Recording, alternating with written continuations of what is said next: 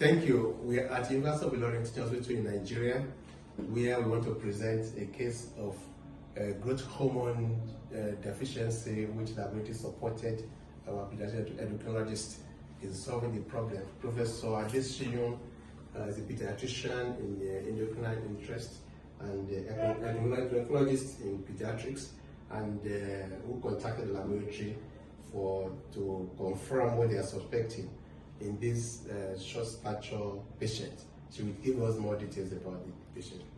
Thank you very much, sir. Well, before I talk about the patient, just to say that the role of the clinicians without the laboratory can never be complete. And the role of clinical chemistry, particularly in endocrinology, can never be overemphasized. I will introduce this young man. His name is Favor. Favor is 18. He presented to us here at the age of 14 on account of short stature. This is something that has worried his parents for many years, actually since he was 6, but for many years they weren't sure of what to do about it. So at the time he came, we were worried about, could it be growth hormone deficiency or could it be a growth hormone resistant state?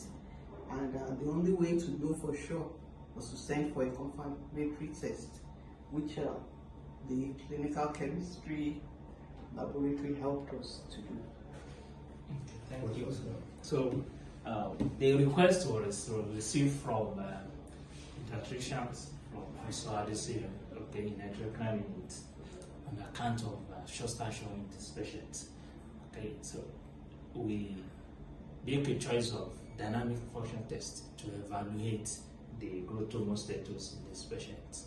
So our choice was that we use clonidine to challenge in this case. Okay, the patient was prepared and he fasted over the night, and he came in the morning at 8 a.m. to carry out the dynamic function test. Okay, we took a baseline, so how we call it 0 hour, and successively we took the sample every 30 minutes after the administration of clonidine. Okay, so we had about 5 to 6 samples altogether.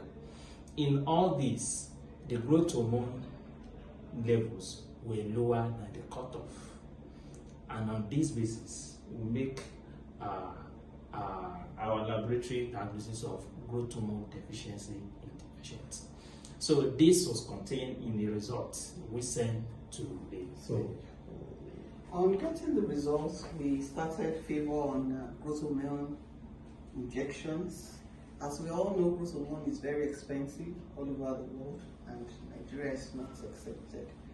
And on account of the cost, it was only able to get growth hormone for a period of 1 year, after which it had to be discontinued on account of financial constraints. However, during this 1 year, I think Favor will be able to tell us some of the changes that he saw while he was on the injection. When I was collecting the injection, I said